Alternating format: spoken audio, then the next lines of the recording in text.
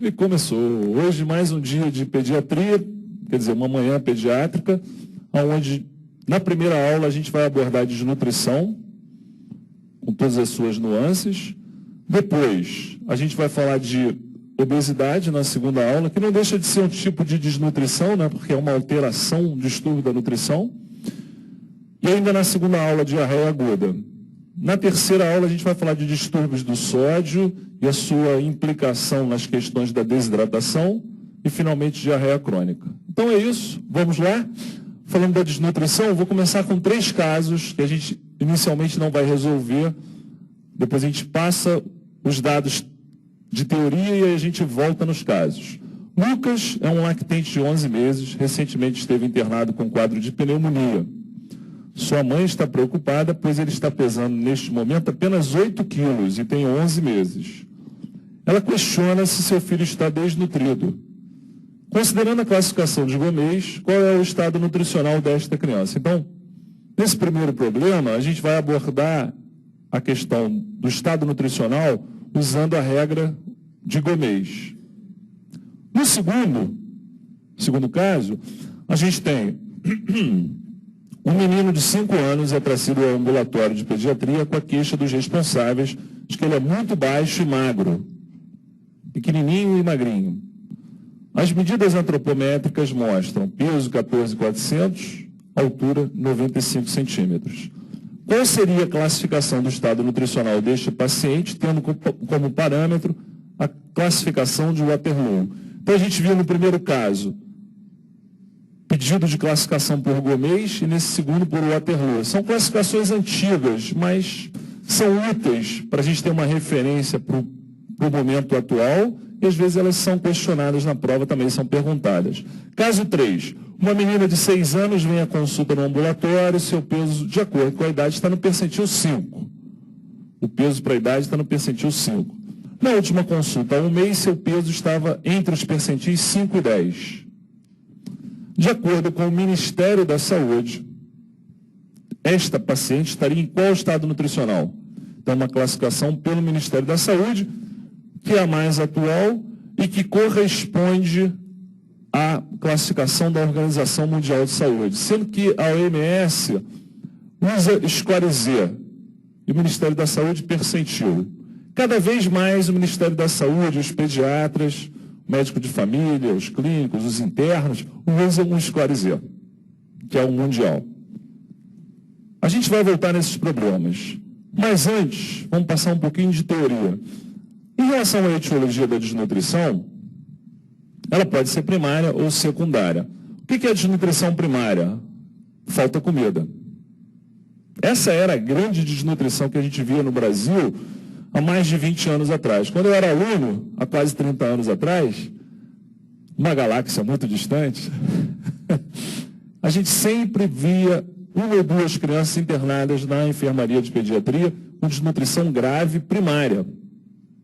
Hoje em dia, independente de preferências políticas, a verdade é que a pobreza diminuiu. Tem mais comida no prato do brasileiro, talvez por uma questão mundial, enfim, mas a verdade é essa. Raramente você vai ver uma desnutrição primária. A gente vai ver hoje em dia muito mais a desnutrição secundária. Secundária a alguma doença de base. É um cardiopata grave. Aí fica desnutrido porque não consegue ganhar peso. Então, muito mais a secundária é o que a gente vê hoje.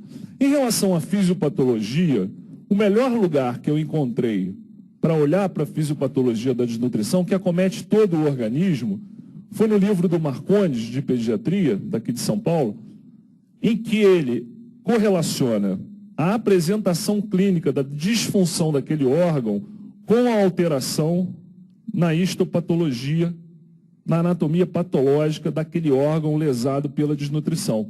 Então, por exemplo, o tubo digestivo.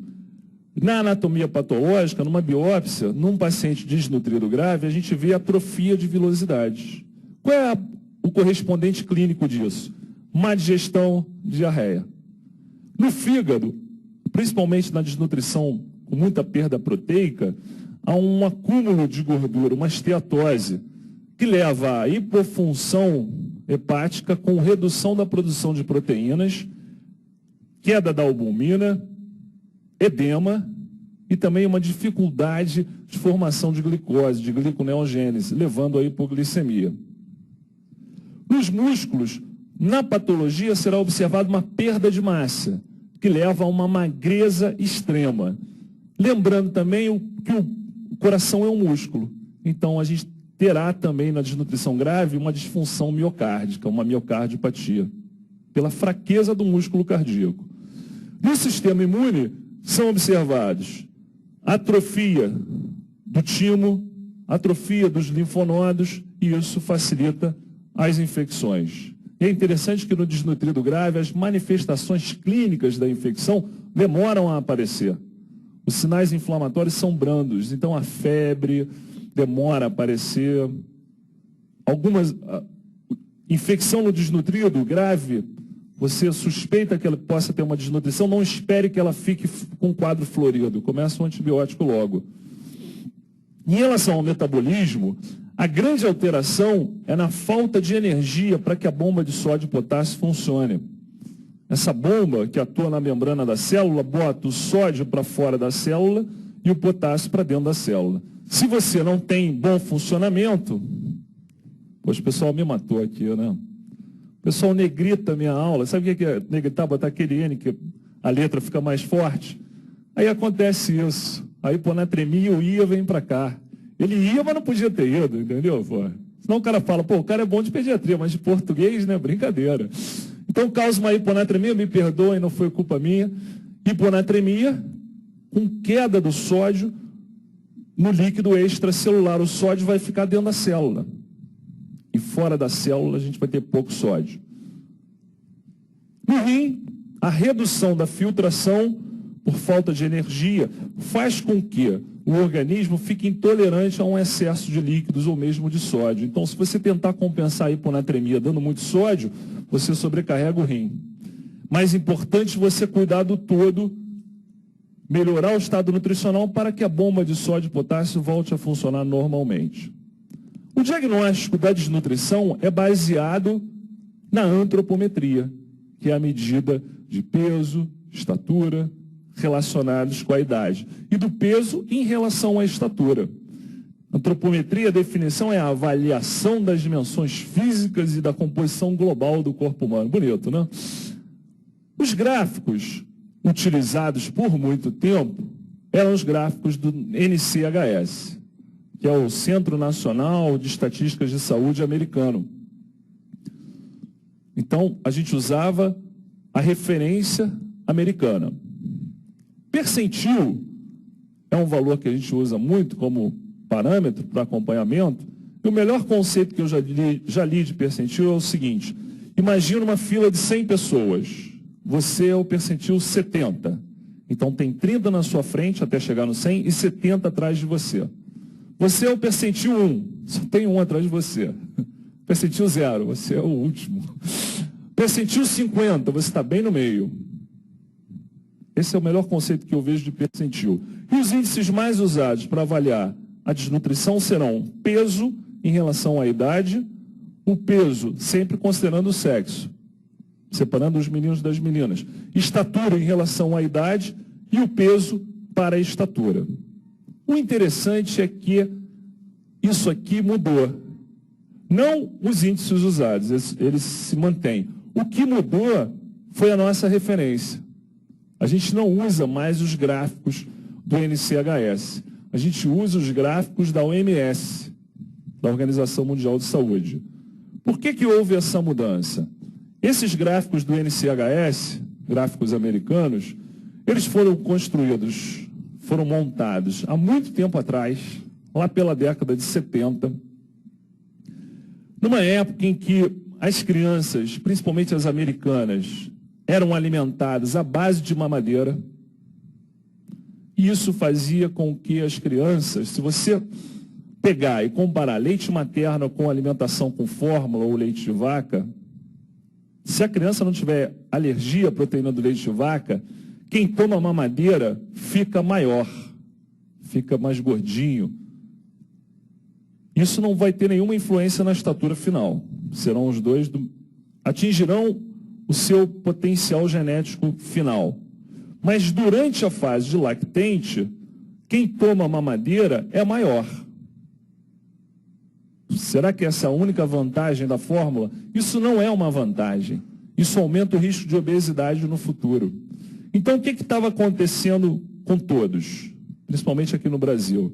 A gente pegava uma criança alimentada só no seio materno, que estava com um desenvolvimento muito bom, clínico, colocava ela no gráfico e a decepção vinha. Poxa, mas ela está num percentil bem ruim, ali próxima do percentil 3. Poxa, não está legal isso. O leite não está dando conta. Aí começava o complemento com fórmula. Um desmame precoce desnecessário. Por que desnecessário? E depois, o maior risco de obesidade no futuro. Essa é uma grande epidemia nos Estados Unidos e a gente está começando a entrar um pouco nessa, mas a gente pode sair dessa.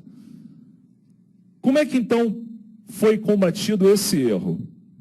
A Organização Mundial de Saúde primeiro fez uns pilotos, utilizando o grupo de estudo deles em relação à nutrição, utilizando populações que usavam basicamente leite materno, e começou a perceber um ótimo desenvolvimento, que era fato, mas uma curva, um desenvolvimento em relação à curva de referência do NCHS baixa. E aí eles resolveram fazer um mega trabalho mundial, escolheram 6 cidades espalhadas pelos continentes. Pergunta se o Brasil foi. Foi, o Brasil foi. A cidade escolhida do Brasil foi no Rio Grande do Sul, em Pelotas. Esse trabalho começou na década de 90, em meados da década de 90, e o Brasil foi o CDF da turma, foi o primeiro a terminar. Sim, o primeiro a entregar resultado. E eles pegavam uma população que tivesse uma renda mínima razoável, não precisava ser da classe A econômica, mas não podia ser da classe E. Tinha que ter uma condição mínima da família ser bem nutrida, e o combinado era: a mãe não pode fumar durante a gravidez, não pode beber, não pode ter nenhuma doença, e a criança não pode, ao nascer, ser prematura, senão saía muito da curva, nascida a termo, e havia um compromisso dessa mãe amamentar pelo menos até 3 ou 4 meses só no peito. Quem não fizesse isso saía do programa. Então eles fizeram essas curvas, e o mais interessante é que as curvas, quando começaram a comparar os primeiros resultados, elas tinham resultados iguais em termos de crescimento da criança brasileira, da americana, da indiana, da africana. Todo mundo crescia no mesmo ritmo, porque estava todo mundo no peito. Uma coisa universal, né? O ser humano é o ser humano no Brasil, na África, na Índia, onde seja.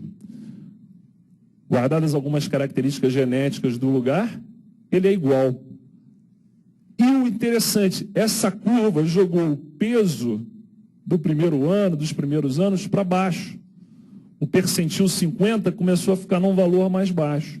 Aí, quando ela foi liberada finalmente, em torno de 2005, 2006, e a gente começou a usar essas curvas, e hoje em dia, basicamente, todo mundo usa essas curvas da OMS, a criança que mama no peito fica bem na curva, porque ela está sendo comparada com crianças que mamam no peito. E a criança que está com mamadeira, cuidado, porque a tendência é ela ficar lá em cima, e a gente já percebeu um risco de obesidade futuro, e já combater antes. Então, qual foi a grande vantagem dessa curva? Combater a obesidade no futuro e não estimular o desmame precoce. Então, foi excelente essa curva. Eles aproveitaram também, fizeram curvas de IMC, Índice de Massa Corpórea, começando desde o nascimento até a vida adulta. Antes a gente só tinha IMC de 2 anos para cima. Então, houve várias mudanças bem interessantes e agora a avaliação é mais correta, mais fidedigna.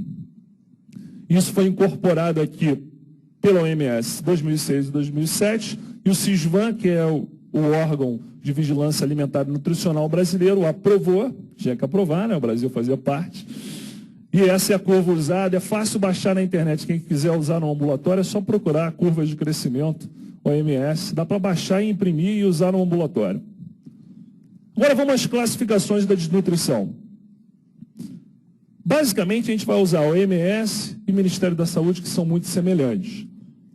Mas tudo começou lá com o Gomes, que usava peso em relação à idade, só. Então, tinha uma série de problemas. Por exemplo, às vezes a criança era baixa, Então o peso dela era proporcional à altura, ela era bem nutrida. Só que para a idade estava ruim. Então isso já criava um problema. Então o Waterloo fez uma escala melhor, avaliando estatura em relação à idade e peso em relação à estatura. Aí já melhorou, a gente já conseguiu definir uma desnutrição crônica, separar de uma desnutrição aguda, já ficou melhor. E finalmente a OMS e o Ministério da Saúde começaram a usar os percentis, os scores para todos os parâmetros, e aí ficou melhor, ficou mais fácil. Então, começando por Gomes, que foi a primeira dessas classificações de desnutrição, eu vou dizer que ela é preconizada para menores de 2 anos, mas isso é mentira, porque nem para menores de 2 anos a gente usa mais. Quando ela foi bolada para crianças menores de 2 anos. Avaliava peso em relação à idade. E funcionava assim. Você tem o peso da criança, do teu paciente, e você olha, divide o peso da criança pelo padrão de referência dele, que é o percentil 50 da curva peso para a idade. Então você ia lá, tem 1 ano, pego a curva de peso para a idade, vejo lá com 1 ano, percentil 50. Exemplo, 10 quilos. A criança tem 9 quilos. Aí a gente divide o peso da criança pelo peso referência dela, que é o percentil 50. Vai encontrar um valor. Nessa conta aqui, 9 por 10 dá 0,9. E multiplica por 100. Aí você vai encontrar 90%. Uma criança que deveria ter 10 quilos e tem 9, ela tem 90% do que ela deveria ter. E como é que a gente classifica Gomes? Entre 91% e 110% do que ele deveria ter, porque pode ser a mais também. A criança pode ter um peso superior ao padrão de referência para ela. Aí a gente já começa a caminhar para sobrepeso, obesidade. Mas aqui no Gomes a gente quer ver a parte de baixo, a desnutrição. Então, entre 91% e 110%, a criança é eutrófica. Quando ela tem uma perda de 15% em relação ao peso ideal para baixo, ou seja, de 90 a 76 ou 76 a 90, não falei 15% não, estou olhando ali o 76, me confundi, esquece essa numeração. De 90 para 76 seria uma perda pelo menos de 10%, falei 15%, pelo menos de 10% para baixo. De 10 a 25% de perda, e aí essa conta aqui vai dar de 76 a 90 do peso ideal, eu tenho uma desnutrição de primeiro grau.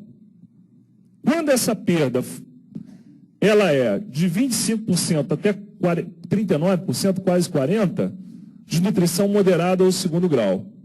E quando a criança tem só 60% do que ela deveria ter, ou seja, tem 40% de perda ou até mais, a desnutrição é grave ou de terceiro grau. Na classificação de Waterloo, teoricamente preconizada para crianças um pouco maiores, de 2 a 10 anos, a gente vai utilizar o peso, dessa vez relacionado à estatura, a gente também tem as curvas de peso para a estatura, e estatura para a idade. Só que nesse caso funciona assim. O peso em relação à estatura, a gente vai lá na curva de peso e estatura, pela idade da criança, e de acordo com a estatura, a gente vê o peso ideal para aquela estatura, que é o percentil 50. A gente usa aquele valor e faz o mesmo tipo de conta. O peso que a criança tem para o peso ideal para ela em relação àquela estatura. Um dividido pelo outro, multiplicado por 100. A gente tem que ter, no mínimo, estar acima de 90%. Se tiver acima de 90%, ou seja, teve pouca perda em relação ao ideal, o peso está bom. E faz a mesma tática para a estatura, para a idade. Vê a estatura percentil 50 para aquela idade, divide a estatura do nosso paciente pela estatura ideal para ele. Isso tem que dar, no mínimo, acima de 95%. Então, para estaturas, a classificação é mais rígida. Tem que estar mais próximo do ideal. Então, estatura para a idade, no mínimo 95% do ideal. Peso para a estatura, no mínimo 90%. Aí a gente faz uma batalha naval aqui. Se o peso em relação à estatura é bom, e a estatura em relação à idade é boa, a criança é eutrófica. É bem nutrida. Agora, se ela tem uma boa estatura, aqui nessa linha aqui, Estatura para a idade acima de 95%.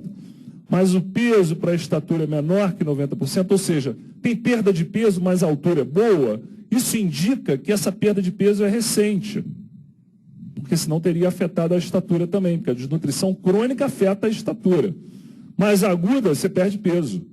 Então, quando eu tenho essa situação aqui, eu tenho uma criança só emagrecida, desnutrição aguda. Quando eu tenho peso para a estatura ruim e a estatura para a idade ruim, eu tenho emaciação e enanismo, ou seja, eu tenho uma desnutrição crônica, que afetou, além do peso, também a altura. Agora, quando o peso é bom, mas a estatura é ruim, a gente pode estar diante de uma criança baixa. Só, mais nada. Isso o Gomes não conseguia me mostrar. Outra situação que a gente pode ter aqui também, peso bom e estatura ruim, é uma criança que teve desnutrição, uma desnutrição antiga, pregressa, e agora ela está se recuperando. Primeira coisa que ela vai recuperar é o peso, e depois a estatura. Aí eu tenho um peso bom e a estatura ruim ainda. Pode ser que ela recupere. Se a desnutrição durar muitos anos, haverá uma perda de estatura final. A criança não chegará no programado. A classificação do OMS usa score Z, onde o score Z entre -2 e -3 indica uma desnutrição moderada e o score Z menor que -3, uma desnutrição grave. Eu já vou voltar nesse slide aí. E nesse aqui também. O Ministério da Saúde usa percentis. Não vamos nem olhar para esse aqui, que depois a gente vai falar de obesidade. Mas entre o percentil 3 e 97, é considerado normal. Entre o 3 e o 0,1, peso baixo, desnutrição moderada. Menor que o 0,1, peso muito baixo, desnutrição grave. E quando a criança está entre os percentis 3 e 10, mas está perdendo em relação à última consulta, ela entra em risco nutricional. Vou voltar aqui agora para esse gráfico aqui. Esse gráfico, quando a gente olha, uma curva de Gauss, score Z, mediana, desvio padrão, pô, que loucura, né? Estamos na aula errada. Não, nós estamos na aula errada. É o seguinte, é a melhor forma da gente fazer uma correlação matemática do percentil com o score Z. E a gente não esquecer mais isso. Então, essa curva de Gauss é uma curva de distribuição normal, aonde o meio dela é a média. Então, o percentil 50 será também a mediana ou média. Essa é a média. Desvio padrão é quanto eu me afasto da média. Se eu me afastar para um valor maior, o desvio padrão fica com valor positivo. Se eu me afastar para um valor menor, ele fica com valor negativo. E o valor numérico do desvio padrão é o score Z. Se eu pegar uma população bem distribuída, pegar um desvio padrão para cima, 2 desvios padrões para cima, mais 2, um desvio padrão para baixo, outro desvio padrão para baixo, menos 2, pegando desde o menos 2 até o mais 2, eu terei, nesse grupo aqui, 95% da população. Então, se eu sair, pegar a média, menos 2 desvios padrões para baixo, vem desde lá de baixo até mais 2 desvios padrões, eu estou com 95% da população. Então, se você, em alguma medida que seja, caiu abaixo de menos 2 desvios padrões, você está bem fora do grupo. Está fora da curva.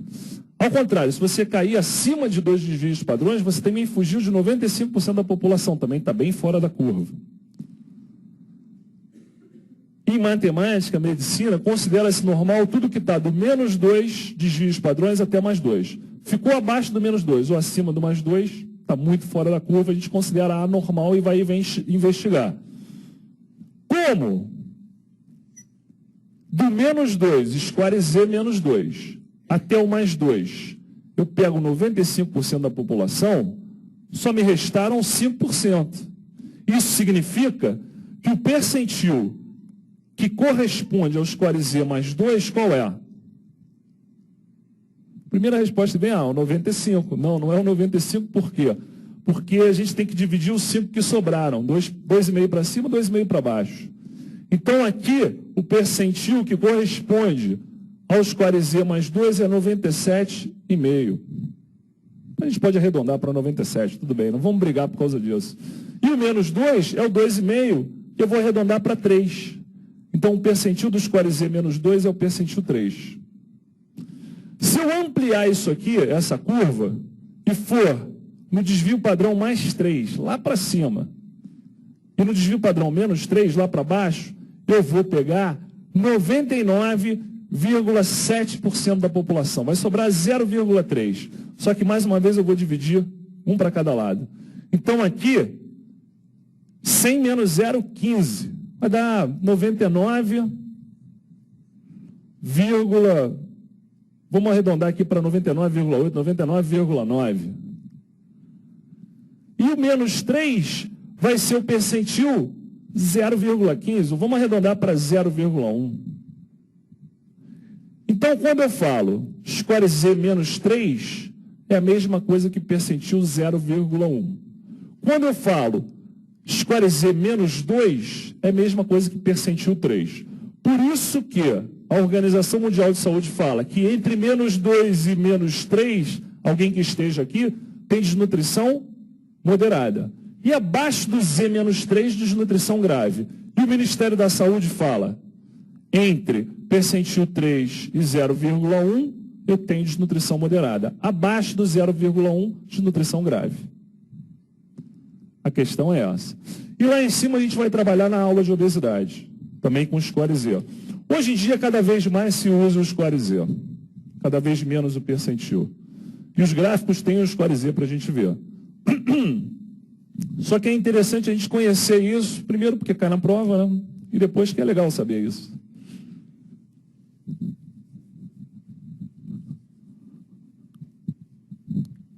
A gente pode até fazer uma equivalência.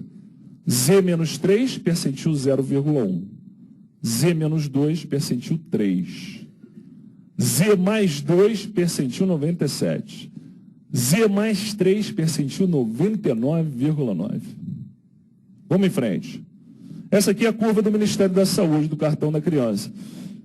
Quando ainda era apresentado como percentil, a curva vermelha é percentil 0,1. A preta é percentil 3. Então, entre uma e outra, desnutrição moderada. Abaixo da vermelha, abaixo do 0,1, desnutrição grave. O cartão novo da criança já é score Z. Ok, vamos voltar para os nossos casos. Lucas é um lactente de 11 meses. Recentemente esteve internado com quadro de pneumonia. Sua mãe está preocupada, pois ele está pesando neste momento 8 quilos. Está desnutrido ou não? Classificação de Gomes. Tem 8 quilos. O peso para a idade, percentil 50 para um ano é 10. Divido 8 por 10 e multiplico por 100, vai dar 80%. A gente viu que entre 76% e 90% do ideal, tem muita perda, é desnutrido de primeiro grau. Se fosse abaixo do 75 para baixo, já seria segundo grau. De 60% para baixo, terceiro grau. Tem um detalhe aqui, ó. Como o Gomes leva em conta apenas o peso para a idade, a gente tem que ficar muito atento com o desnutrido grave, que pela hipoalbuminemia faz edema. Acumula líquido, ganha peso. Só que ele está roubando. Se ele está roubando, vai tomar uma punição. O que acontece? Pego lá uma criança e classifico por Gomes, fica em segundo desnutrição moderada. Só que ele tem edema. Se ele tiver edema, eu pulo uma casinha. Em vez de ser segundo grau, passa para terceiro, porque tem edema.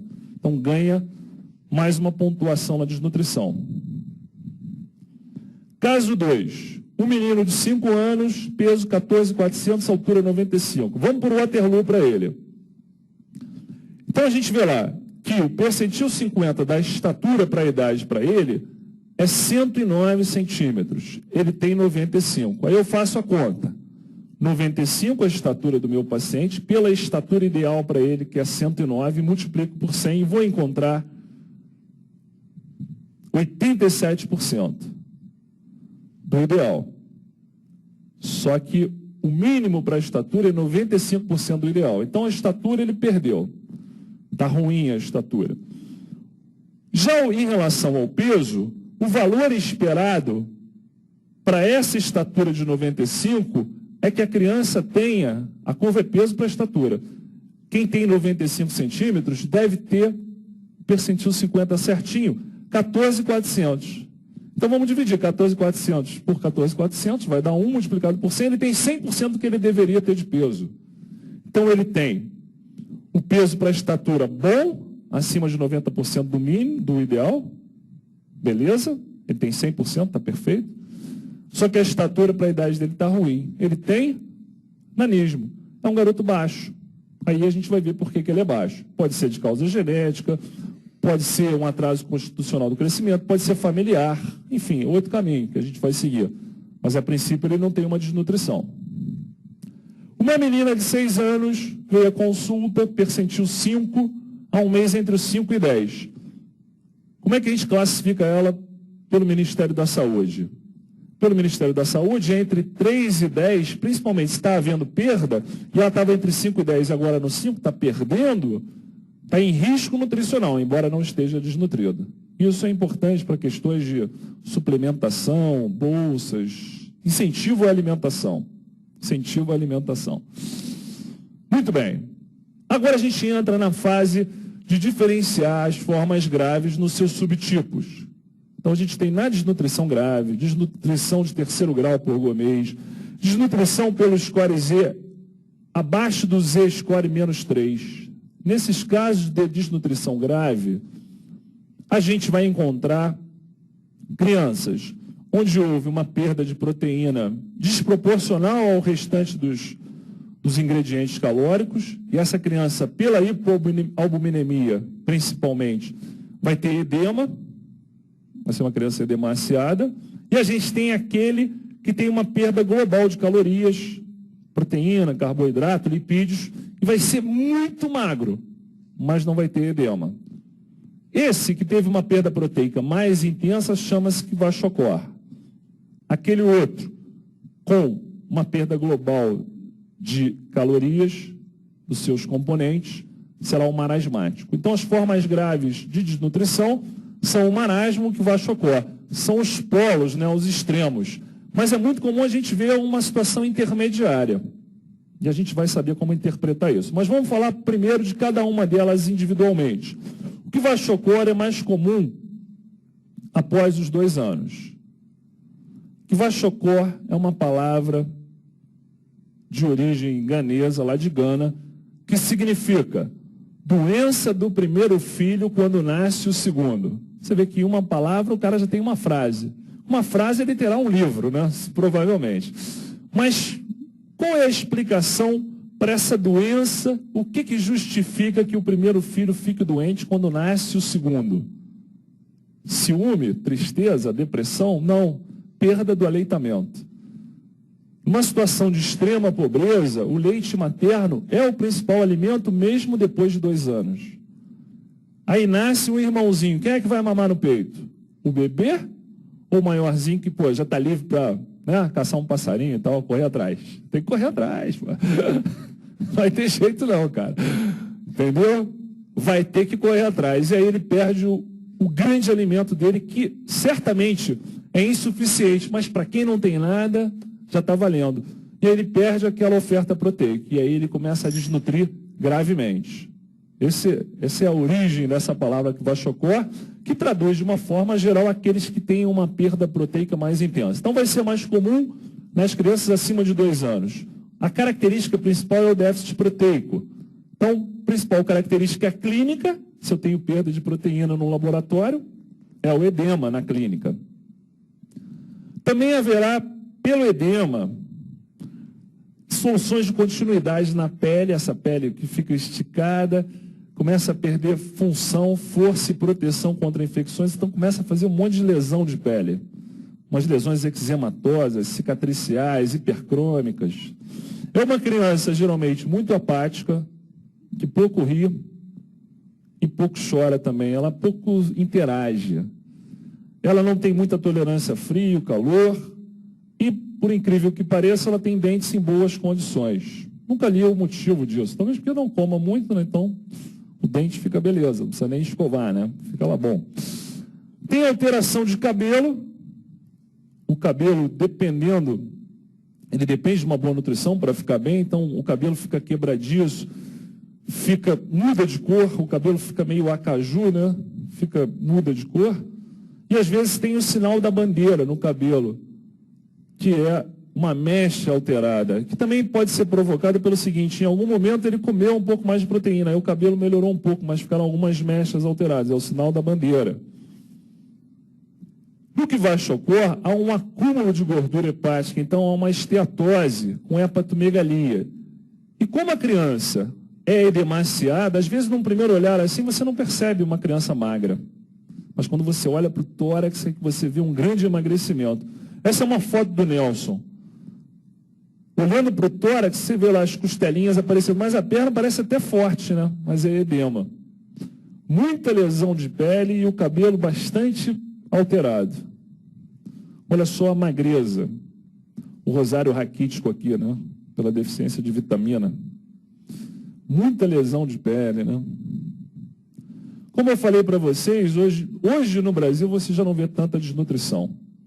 Se você for para um lugar mais longe do centro, aí você já consegue ver um pouco de desnutrição. Crianças muito pequenas, você vai perguntar a idade, parece que tem 4 anos, mas fisicamente, né, pelo tamanho, mas a criança já tem 7, 8 anos. Que a desnutrição dá uma baixa de crescimento, né? Mas andando por esse Brasil, eu recomendo ir a Fernando de Noronha, depois de acabar a prova de residência. Está um lugar muito bacana, Cacimba do Padre aqui. Mas voltando para a aula, edema, lesão de pele, alteração de cabelo, tudo isso compondo o kwashiorkor. E no laboratório eu vou encontrar queda da albumina, que é a característica mais marcante do kwashiorkor, anemia, hipocalemia, hiponatremia e o marasmo. O marasmo, enquanto que kwashiorkor é mais comum acima de 2 anos, o marasmo mais comum no lactente, menor de 18 meses. É uma carência global de caloria. Proteína, lipídio, carboidrato, perde tudo, em proporções iguais. Então, é uma criança que não tem edema.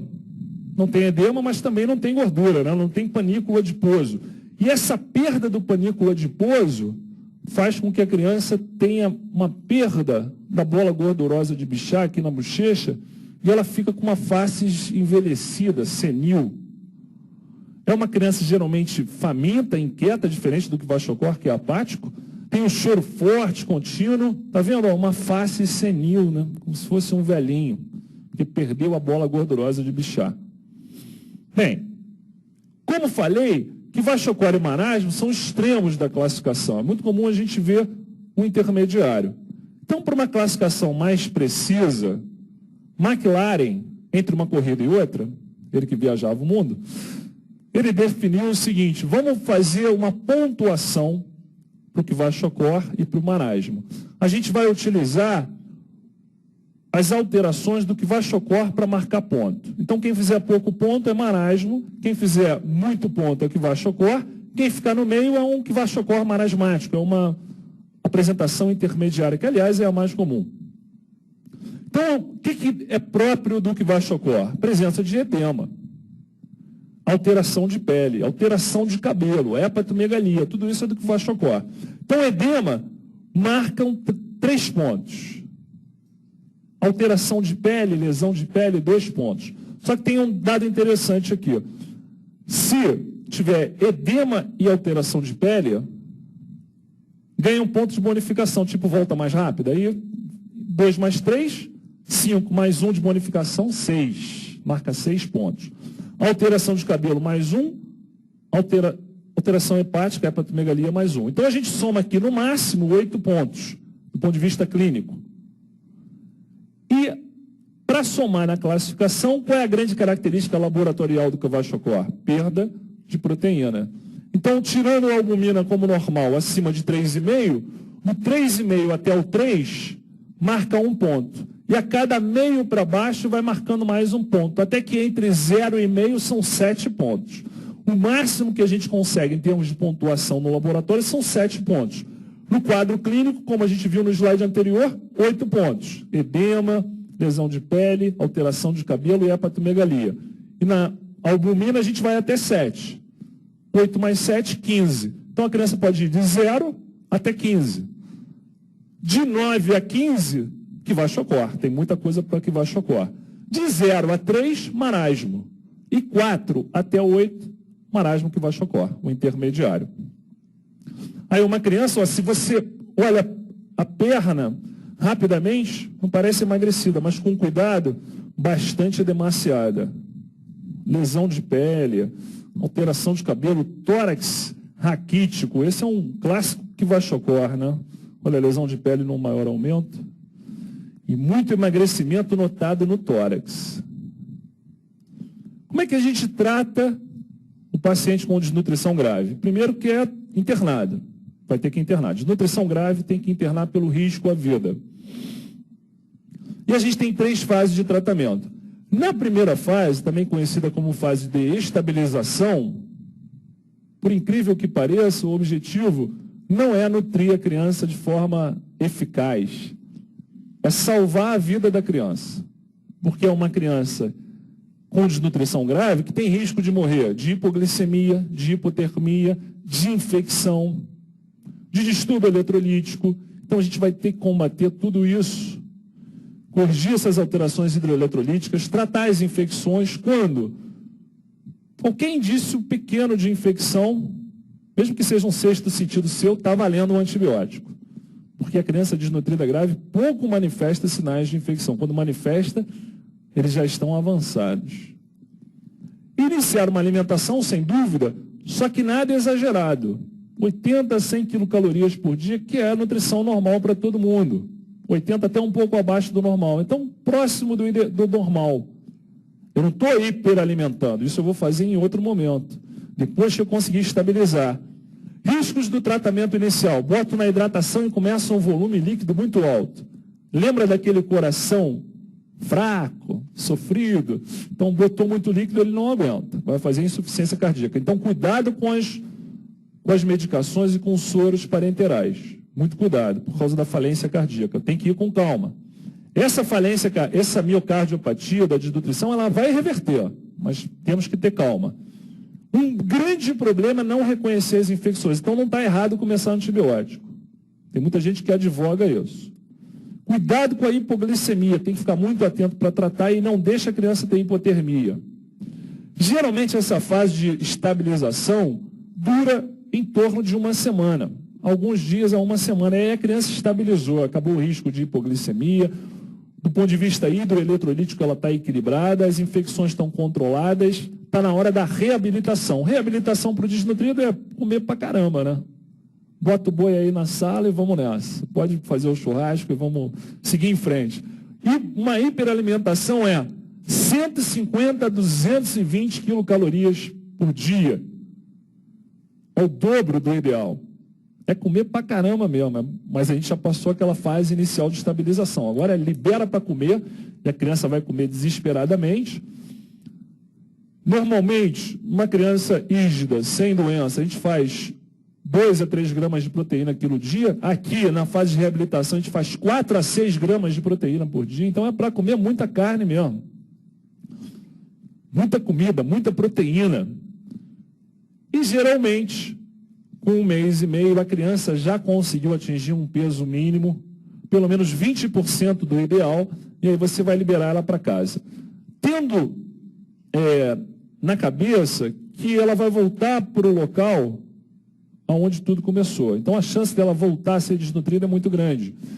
Então o tratamento da desnutrição só é considerado completo depois de 6 meses de acompanhamento. Então a criança fica internada 1 mês e meio, tem alta, e ela deve voltar semanalmente, vamos colocar aqui que teve alta com 6 semanas. Na 7ª semana em diante, até a 26ª, ou seja, até completar 6 meses, ela tem que vir no ambulatório toda semana. E qualquer alteração ali que eu perceba que esteja voltando a criança para o estado de desnutrido, a gente vai ter que intervir. E durante esse processo tem acompanhamento com assistente social, com nutricionista, além dos médicos, etc. Então, é um acompanhamento de perto para que a criança não volte a ficar desnutrida. E com 6 meses tudo ok, está liberado para o acompanhamento normal.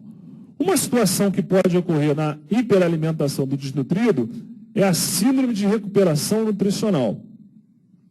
Vamos lembrar daquele fígado lá com esteatose, hipofuncionante. Daqui a pouco eu começo a entupir o cara de comida. Comida, 200 quilocalorias, o dobro do que ele precisa. Ele precisa disso, mas o dobro do que uma pessoa sem desnutrição precisaria.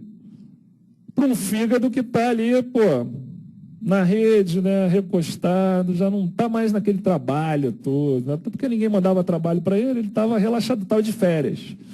Aí, de repente, você tira o cara das férias e dobra o trabalho dele. Inicialmente, o fígado não... Ele vai dar conta, mas ele vai mostrar sinais de que está trabalhando bastante. Funciona clinicamente como se fosse uma hipertensão porta. E como é que isso vai se traduzir? Geralmente aparecendo um mês depois do início do tratamento, de 20 a 40 dias, e regredindo espontaneamente depois de 2 a 3 meses. Então ele terá hepatomegalia, distensão abdominal, às vezes tem até ascite, uma rede venosa colateral, que nem um paciente que tem hipertensão porta. Às vezes faz umas telangiectasias, a pele fica mais úmida, tem mais sudorese, começa uma hipertricose, começa a aparecer cabelo pra caramba, né? E os cabelos que estavam quebradiços e estavam com uma coloração alterada, eles começam a ficar com uma raiz escura e a ponta descolorida. Mechas californianas, né? Como as meninas hoje gastam uma fortuna para fazer, o desnutrido no tratamento ele fica com mechas californianas. O pessoal chama de pelo de rato. Pode ter telangiectasia. E há um aumento de cortisol também no organismo e a face fica em lua cheia. O importante é que a gente saiba que existe a síndrome de recuperação nutricional, exatamente para não fazer nada. Não há necessidade nenhuma de intervenção, a regressão é espontânea. Daqui a pouco o fígado se adapta e pode mandar comida, que agora eu estou pronto.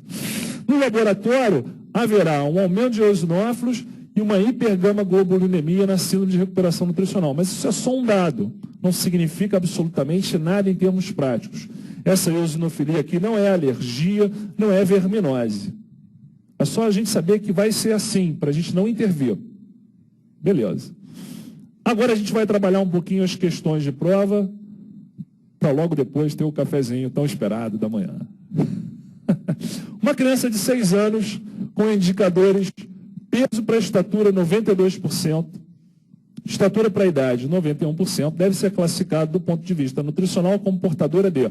Então, eu fiquei aqui enfatizando que hoje em dia todo mundo usa o MS, Score-Z, mas olha, uma questão bem recente, dessa década, em que ele me dá peso para estatura e estatura para idade. Ele está me dando aqui um Waterloo.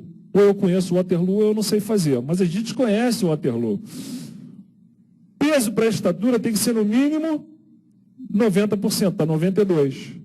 Tá beleza. Estatura para idade 91%, teria que ser no mínimo quanto? 95%. Lembrar sempre que a estatura é um pouco mais valorizada que o peso na nossa sociedade, né? Então, estatura 95%, peso 90%. Ele ficou bem no peso para a estatura, que era o mínimo de 90%, está 92%. Mas ficou mal na estatura para a idade, que o mínimo era 95%. Então, ele terá bom peso para a estatura e estatura ruim para a idade. A princípio, ele tem onanismo, baixa estatura. Então, o que ele tem? Desnutrição energética proteica pregressa, crônica, aguda ou eutrofia. E eu não achei onanismo. É aquela segunda possibilidade do peso bom e estatura ruim. O cara é desnutrido antes e agora está na sua recuperação nutricional. O peso vai melhorar primeiro que a estatura. Então, ele tem uma desnutrição antiga, pregressa. Essa aqui, ó, letra A. Beleza? Vamos em frente. Criança de 2 anos com crise acidêmica grave por erro inato foi internada com 9.300, abaixo do percentil 5 do NCHS, percentil 50 para 2 anos, 12.600. Sentiu que ele quer que você faça uma conta aqui, né? Ele deu o percentil ideal para aquela idade e dá o peso da criança atual. Após procedimento dialítico e restrição proteica em nutrição parenteral por 20 dias, apresentou extensas lesões de pele e edema generalizado. Albumina 0,7, hemoglobina 5,1. Está aí a criança, cheia de lesão de pele, edema.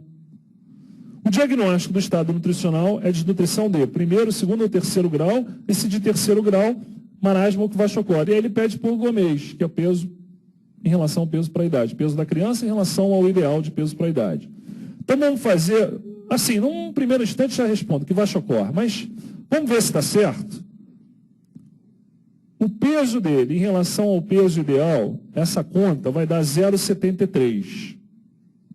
0,73 é entre 61 e 75, ou seja, é classificação 2 de Gomes, de nutrição do segundo grau. Só que tem um detalhe, edema generalizado, então ele já deixou de ser classificação 2, passou para 3, terceiro grau. Terceiro grau é a grave, ou é a marasmo ou a Vachocor. Então vamos lá, McLaren, a criança tem edema, tem alteração de pele, tem 6 pontos. E a criança tem 0,7 albumina, tem 6 pontos. 6 mais 6, 12. Entre 9 e 15, tem Vachocor.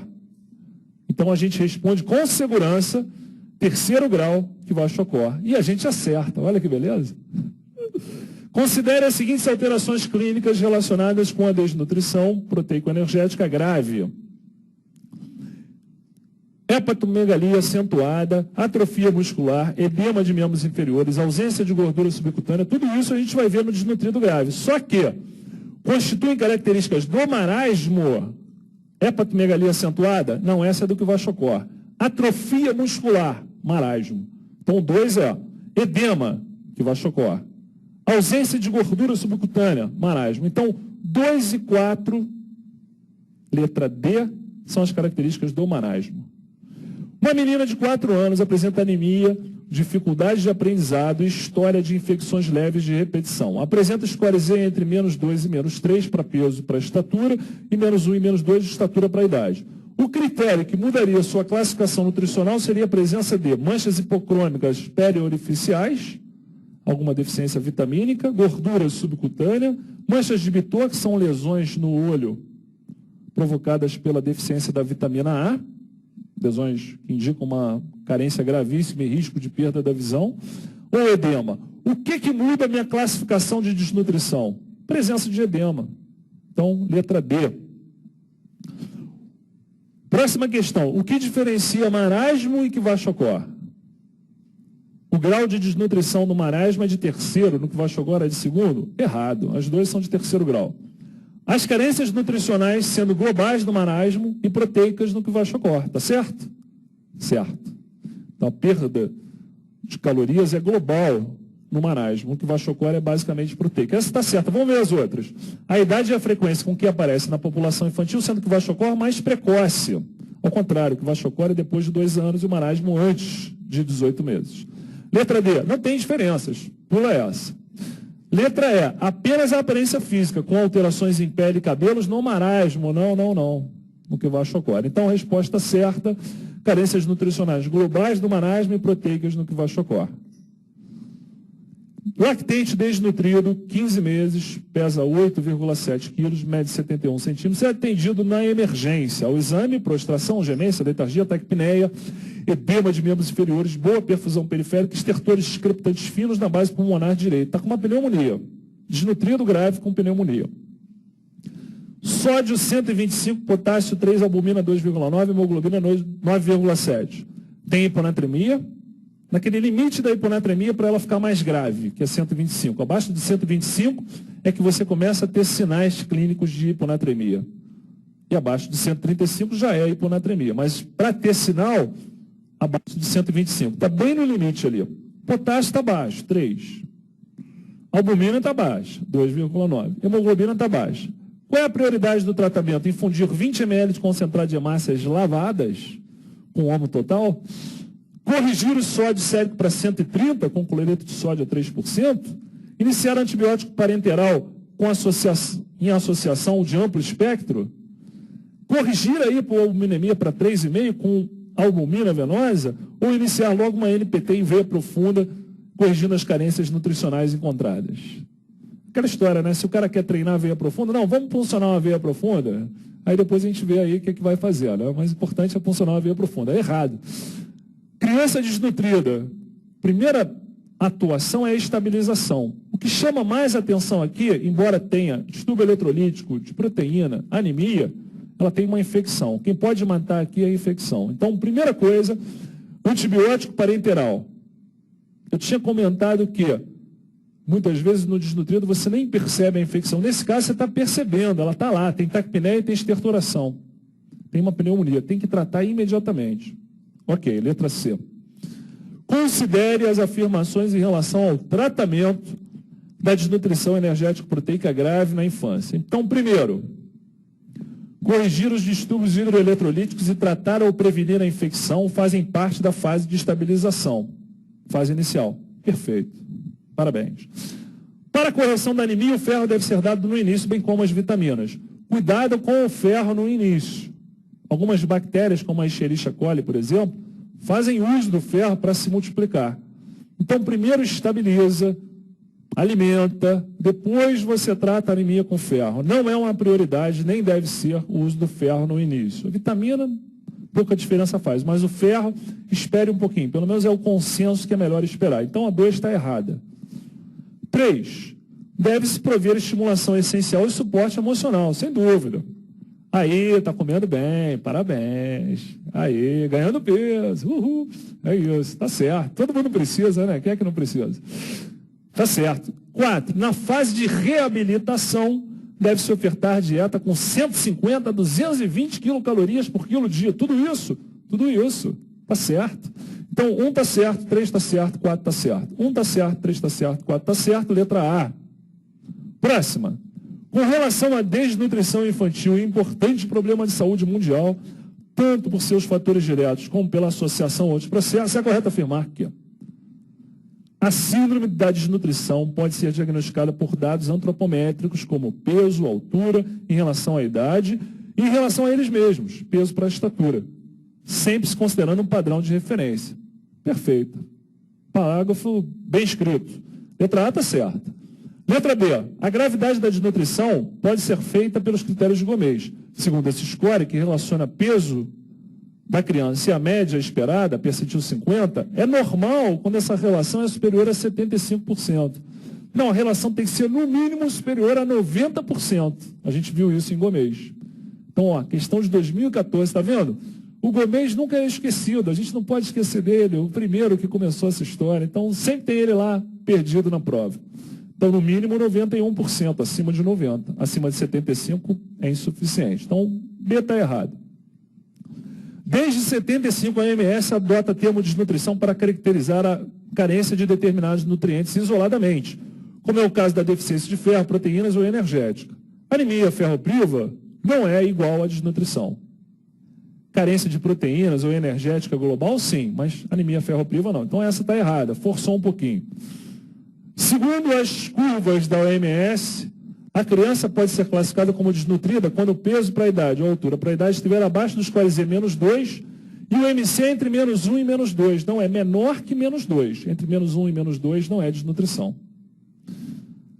Letra E. A classificação da gravidade pode ser feita a partir de diferentes métodos. Segundo a OMS, a relação peso-altura ou altura-idade entre score -3 e -2 é desnutrição grave. Z-score entre -2 e -3 é o quê? Desnutrição moderada. Menor que -3, desnutrição grave. Então também está errada. Temos só a letra A certa. Que era uma coisa bem simples, né? Os dados antropométricos, de acordo com o padrão de referência, que a gente, através disso, fazemos o diagnóstico da desnutrição perfeito. Letra A. Vamos em frente. Qual é o diagnóstico nutricional de uma criança de 4 anos que apresenta a classificação de índice de massa corpórea de acordo com o score Z da Organização Mundial de Saúde, menor que -3. Z-score menor que -3, desnutrição grave. Letra A, magreza acentuada. B, risco de sobrepeso.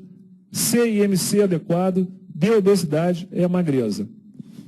O Ministério da Saúde chama também desnutrição moderada de magreza e desnutrição grave de magreza acentuada, porque ele gosta de chamar de nomes diferentes.